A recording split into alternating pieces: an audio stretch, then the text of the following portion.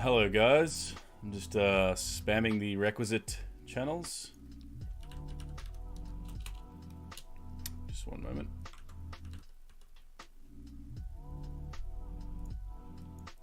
Got a World Cup game coming up for you guys.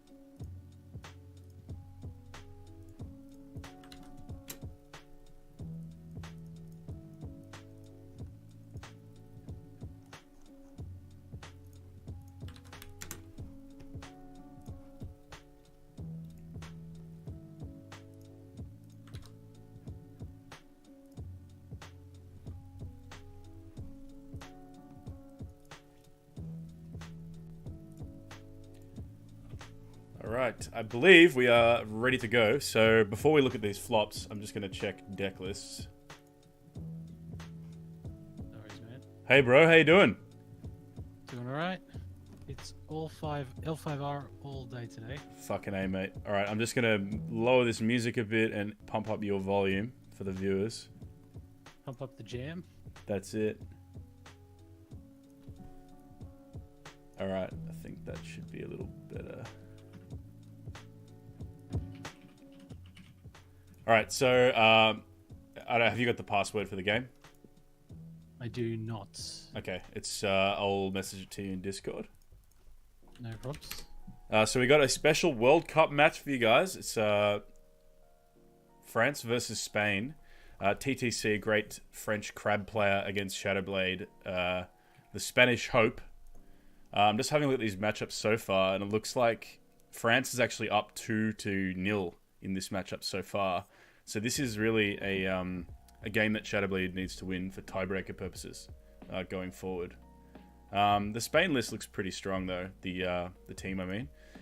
Looking at the deck lists, the crab looks kind of normal. I like this crab list better than the other one I cast the other day because it's got the Gaijin customs, which I'm a big fan of.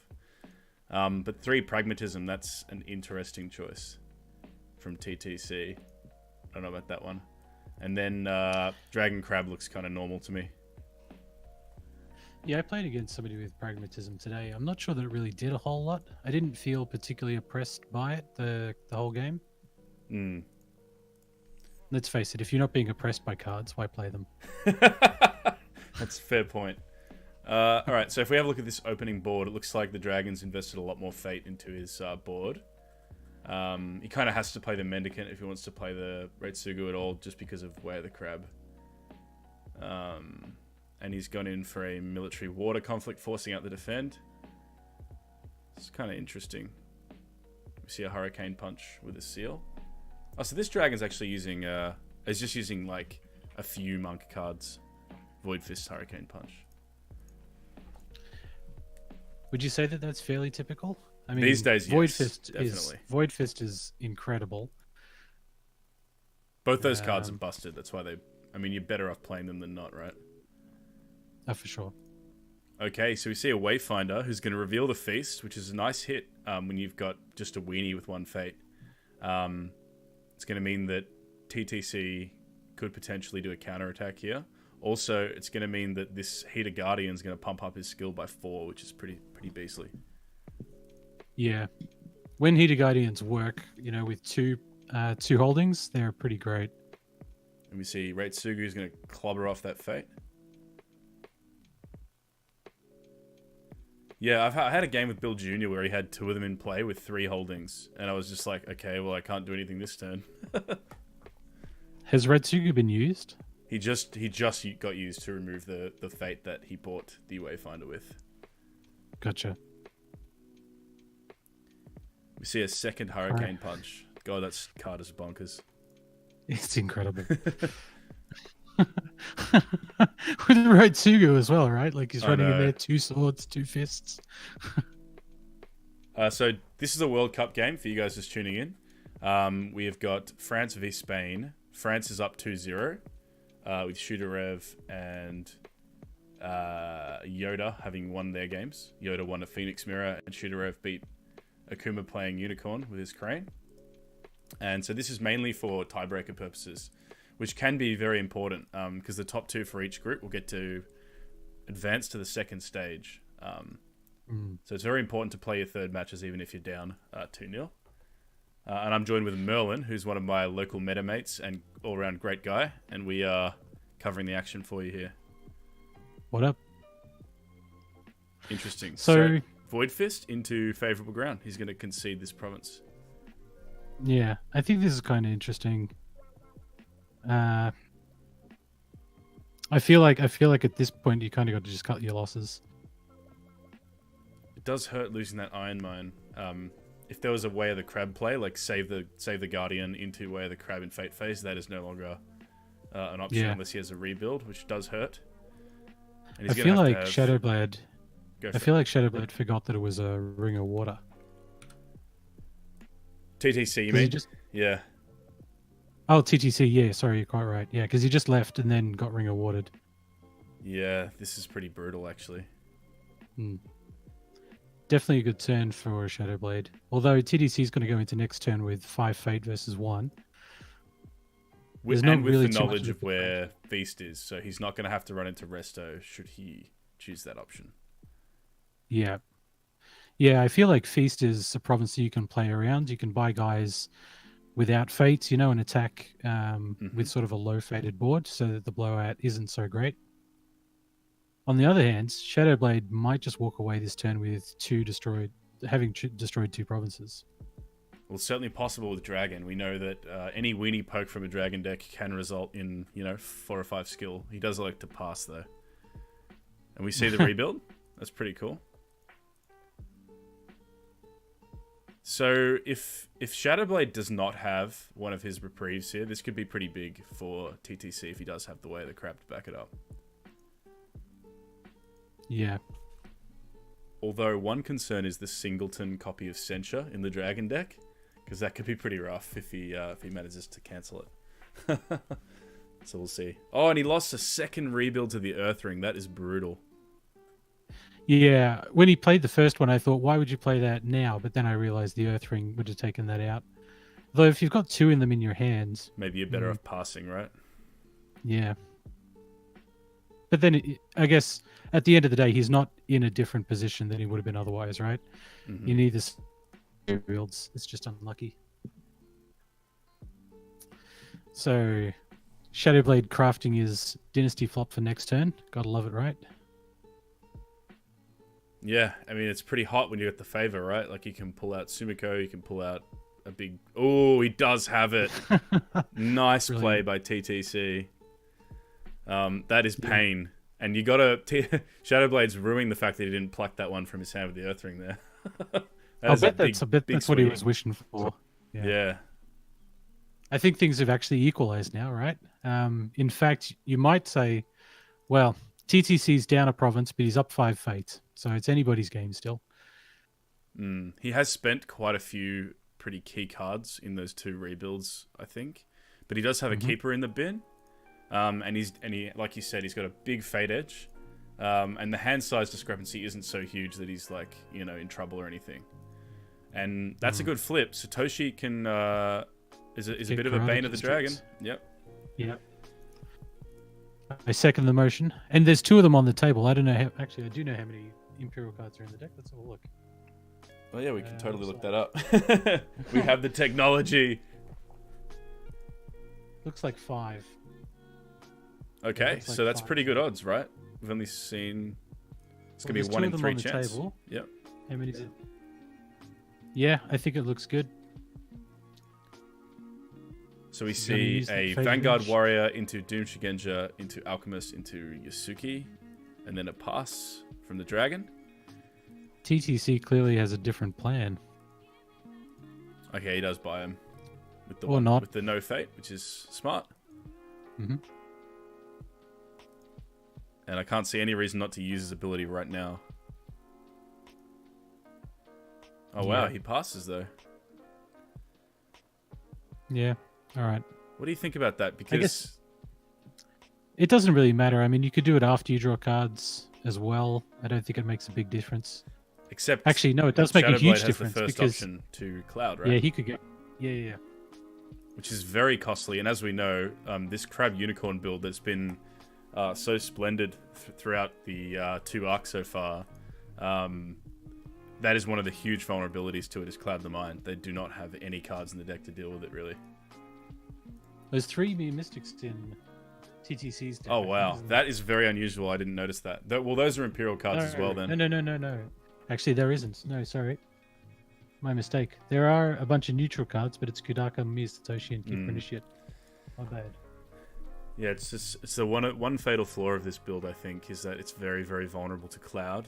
And most decks that use big dudes that want to participate in multiple conflicts, like Phoenix, Dragon, they all have access to clouds and ways to remove clouds, which this deck just doesn't have.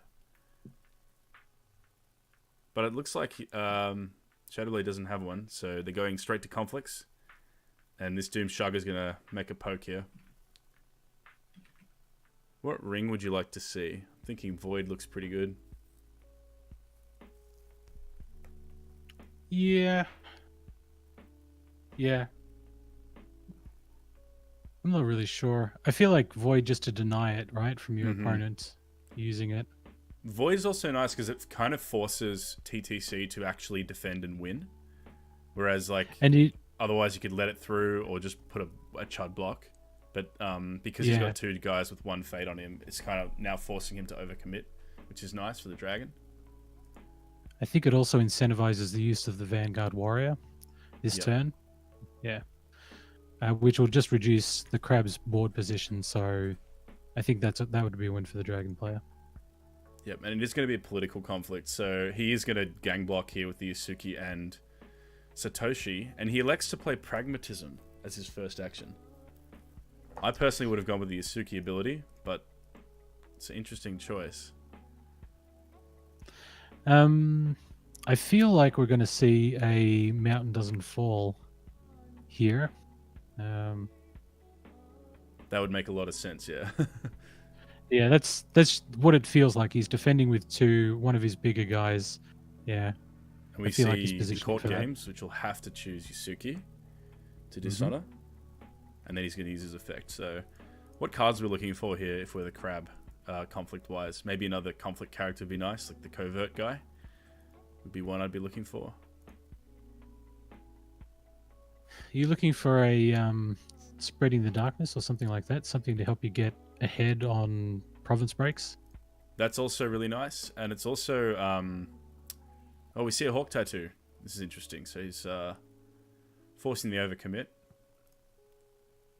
Yeah, Spreading the Darkness is quite useful. And if you want to go and break Feast, you can actually Spreading the Darkness the guy that you don't want him taking Fate away from. So in this case, it'd probably be Mir Satoshi. Yeah, good point. I think actually the Pragmatism on Mir Satoshi means that Master Alchemist can't get used to dishonor Mir Satoshi. That would have been a bit of a problem. That Pragmatism was also worth 2 force rather than just 1. Yep. Oh no, he does not pick up a mountain. It's going to be a tough turn unless he does have the conflict character. I guess you go the Skirmisher into Water Ring and just hope that you can win that ring. Yeah, I mean, that's kind of the only option. Skirmisher into water to unbow somebody. It's going to have to be a military conflict because the Skirmisher can't do political. We see a Talisman into a Snap Let Go, which makes a lot of sense. Card is can decide games. It's one of the cards that talisman makes me think that... Oh, no, he probably just wants to put it into... Oh, no, he doesn't. Sorry, I'm thinking to myself. The talisman might indicate that he doesn't actually have a conflict character to play on TTC's side. Mm, He's looking to do damage control at this point. I agree. It also might mean that he has a reprieve he wants to try and get to stick. Because sometimes, like, against Dragon, there's a bit of a bluffing game where you're trying to force your opponent into making a mistake with their let go usage. So, like, I can't imagine this like, it's not the most opportune time to play it, right? Before your next conflict.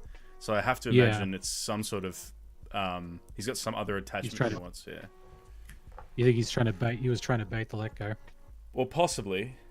Otherwise, it just doesn't, the timing doesn't make sense to me, that's all. Has Satoshi been used?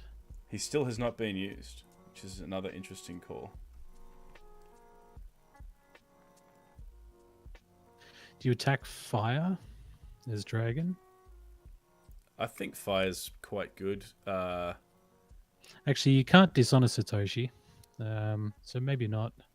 The problem with going air to get fate or one of the other rings is that if you spend fate to the fire ring using Alchemist effect, then TTC is going to be first player next turn, and he's going to get a big juicy 3 fate ring. It's kind of a tricky one. Well, I think the only way to avoid that is to go fire. So maybe you go fire, and the only thing to do is just to honor your own guy and maybe don't resolve the ring. You know, or resolve it on the Doom Shigenja, get yourself in some honor, because why not? Yes, that makes sense. Ginger Kid in chat has pointed out that we've missed something quite significant. It's highly likely, he says, that Gaijin Customs was in TTC's hand, and he's just trying to get a unicorn card down into play, which that makes a lot of sense. I didn't even think about that. Right. Yep, good point. So shout out to Ginger Kid for that tip-off. We see another seal. So that's 2 seals spent. One was on the Reitsugu, who got blown up turn 1. It's kind of nice. It's just a turn on his box to get a little bit of a force bump here. Seal of the Dragon has become just a very, very strong card, and it's something you want to see more than Fantanas now in that deck. Yeah, I've been thinking about running Frostbitten Crossing to try and get rid of Seal of the Dragon.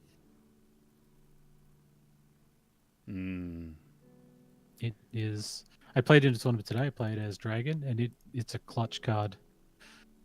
The seal, or Frostbitten. Seal of the Dragon, yeah. Seal of the Dragon is just incredible. It can change games, especially with the new province. Yeah, and obviously Hurricane Punches and Void Fists. I mean, that guy, this alchemist is going to become a force to be reckoned with.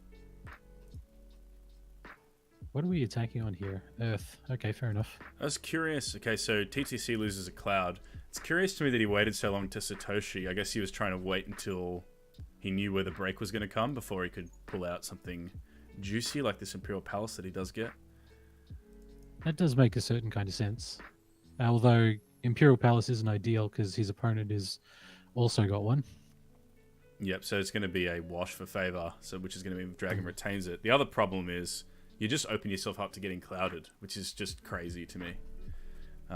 Yeah, I agree with you actually on that one. I think as soon as the pass happened in the Dynasty phase, that was the opportune time to use Satoshi. Definitely seeing the Dragon get the better of this opening exchange. I don't understand this decision here, though.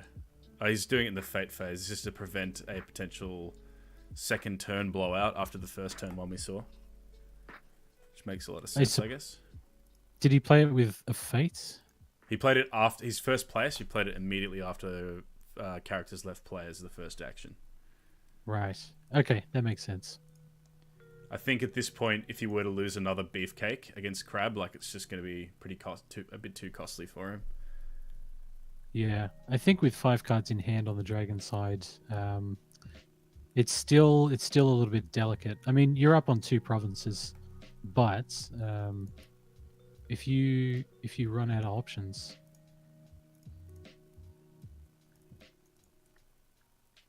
as is customary, all of the big characters turn up on turn 3. Yep, we're seeing this is going to be a bit of a nice duel. Mitsu against Kisada. I casted a game either last night or the night before where I wouldn't have bought the Heater Casada, but the player did, and it kind of helped decide the game. And you just forget how powerful this guy is, especially if you've got Watch Commanders in play. God damn, he can turn games. So what are we going to see? He does go for the Witch Hunter, and I wonder which... I mean, yeah, Mitsu's got to come, right? Yeah, of course. I mean, there's a Void Fist in the bin. Mitsu's going to be so many juicy key. things to get. Oh, God. Such bullshit he can recur Hawk tattoos as well. It's just so many good stuff. Oh my God. Are you serious? I had no idea. It's a tattoo, right? Oh my God.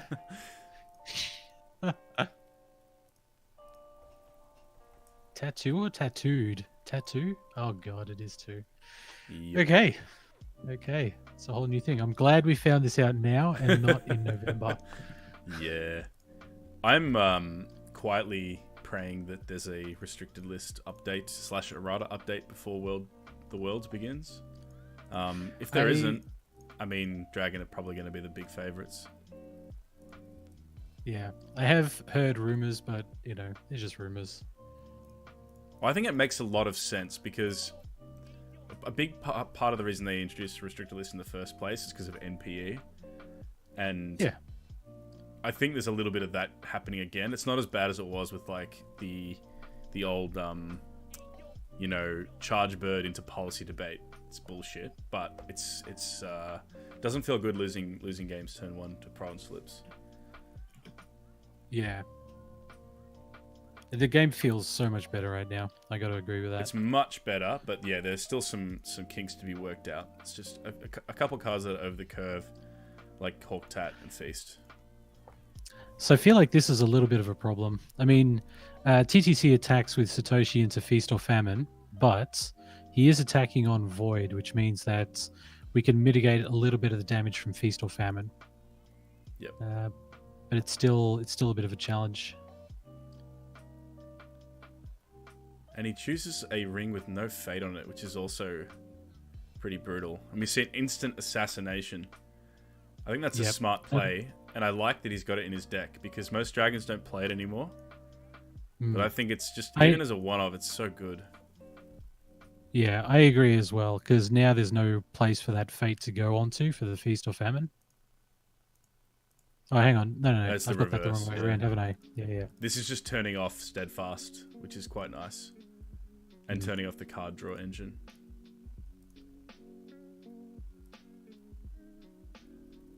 Yeah, I mean, would you have rolled the dice with Restoration? Like, if you could have pre-played a few attachments, maybe you'd go there instead? Just risk one of the other 3 provinces? It's a big risk. Well, like I keep saying, if you're behind, you have to. The further you are behind, you have to take bigger and bigger risks to try and get back into the game. So it could be that TTC just feels like at this point he needs to take a few risks. Take a few risks to try and get back into it. And we see this completely balanced interaction here where the dragon player spends 1 fate to a ring that he's about to go claim to get a +3/+3 stat boost in his covert beat stick. Seems like fair and fun. Yep. And then that card's just going to play Void Fists from the bin, and And the Feast goes off. It is going to leave Alchemist with 0 fate, which is a bit of a boon. But yeah, I mean, 2 fate from the Witch Hunter. I don't know if that was worth it, man. I think I would have rolled the dice at Resto.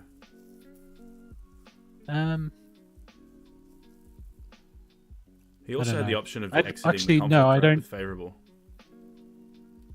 Yeah, that's true. Which you couldn't do if you'd hit Resto. I'm not really sure if I would have gone into Resto. It's my view that Resto is actually the worst of the 3, the Unholy Trinity: Shameful Display, Feast and Famine, and Restoration of Balance. I agree. All right. He would have lost 4 cards, yeah. But I guess you would have changed your strategy. You would have just pre-played a lot more of your attachments and stuff from hand if you could. Yeah. You attack water here, right?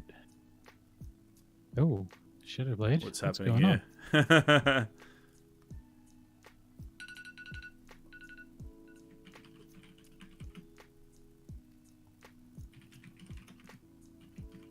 If any of you guys are joining us, I believe there's also a French stream of this game.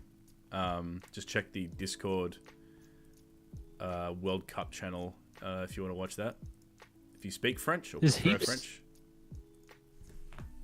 Yep. Do you speak French? I don't speak French. I learned it for a couple of years in high school, but yeah, I know how to say what my name is and where I'm from. That's about it. What was I going to say? There are heaps of games on tonight, actually, right? So this game, it's phenomenal. I'm so pumped. Yeah, there's a couple. You're playing? Are you playing tonight at 8:00? I'm playing in 1 hour from now.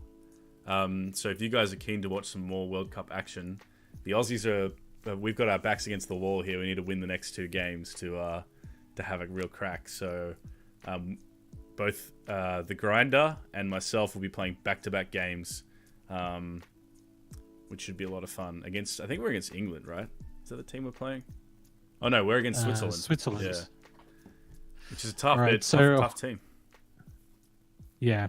Hey, just like you were predicting, Hawktat comes out of the discard pile, attaches, tattoos itself, it flies through the forest, finds the witch hunter, attaches it to the witch hunter, drags it back through the forest into the conflict. That is so brutal. All right. So what do we got here?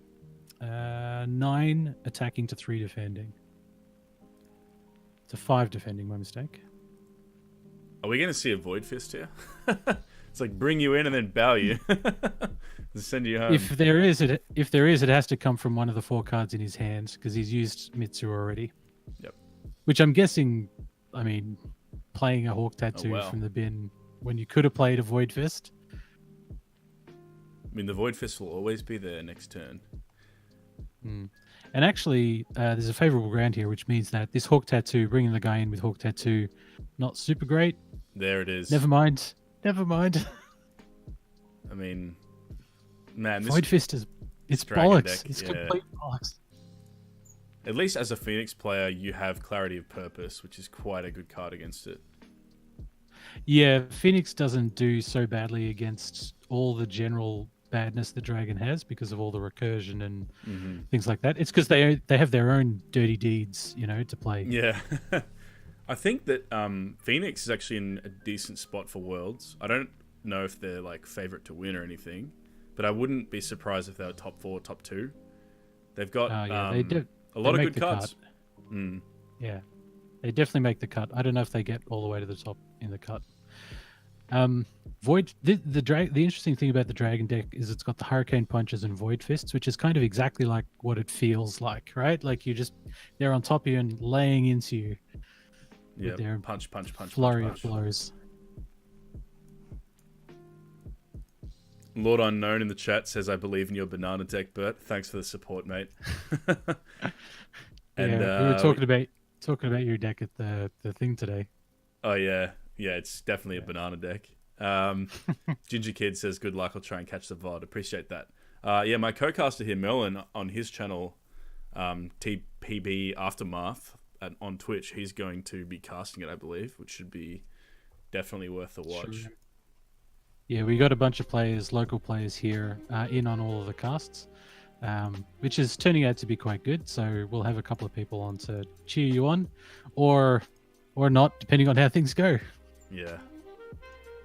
Well, at this point, because Simkov went down to the Phoenix, I think both Enz and I have to win out to record a win for our team, which is going to be tough.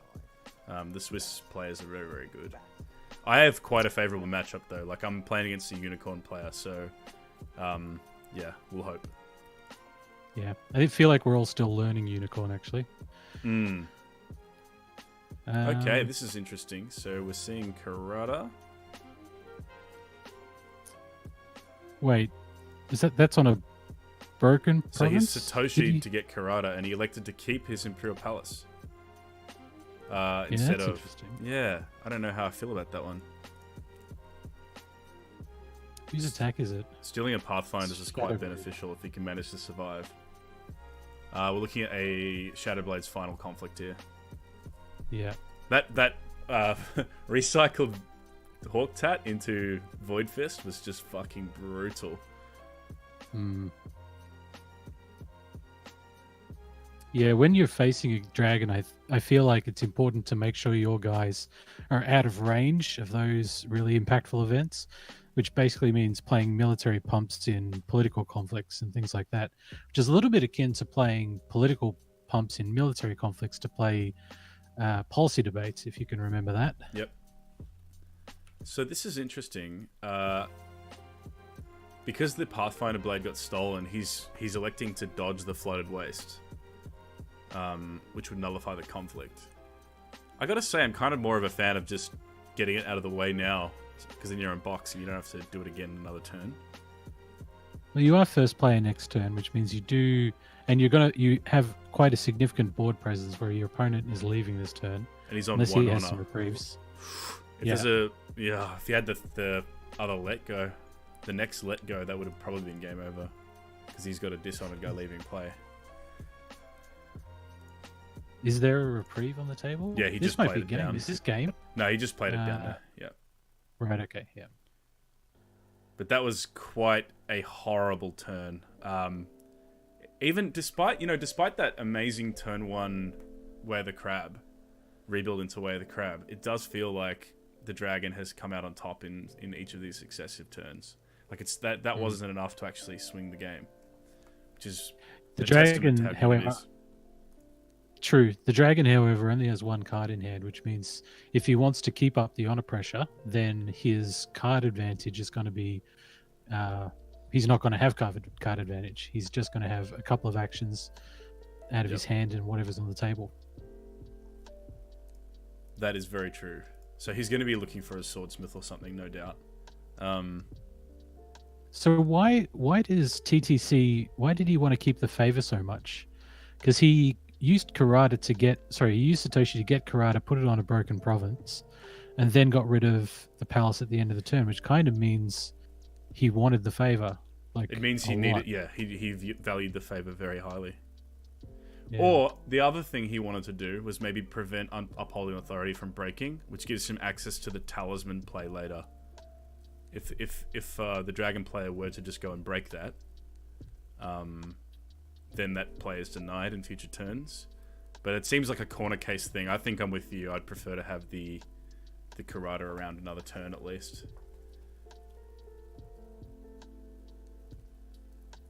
I also think I like buying Kisada last turn instead of the Witch Hunter.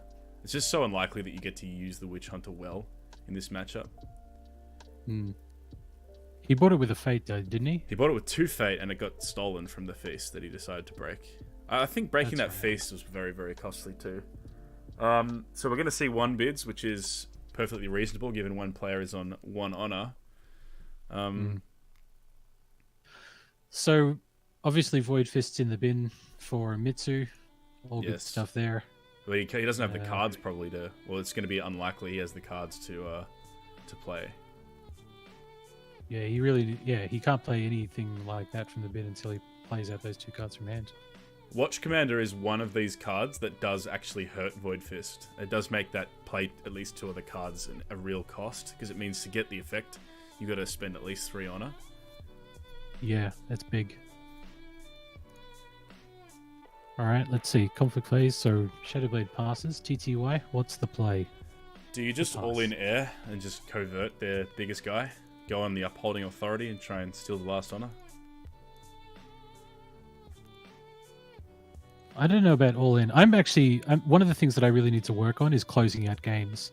I feel like going all in is just really risky, especially given the amount of cards that I've got in my hands.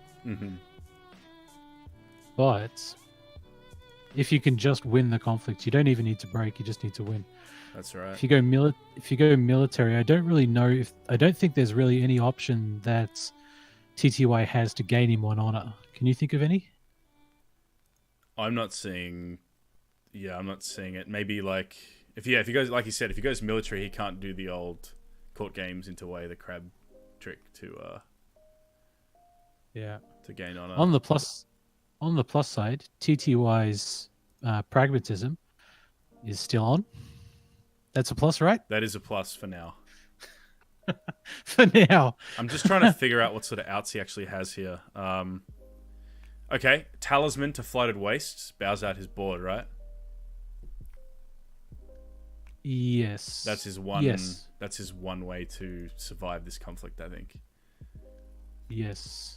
How many let goes does Shadowblade play? Just the one. So, but he's only got the one bid. So he would have played it last turn on that reprieve. So it's like a 2 in 26 chance that he has it. So if you've got the talent, actually, hang on.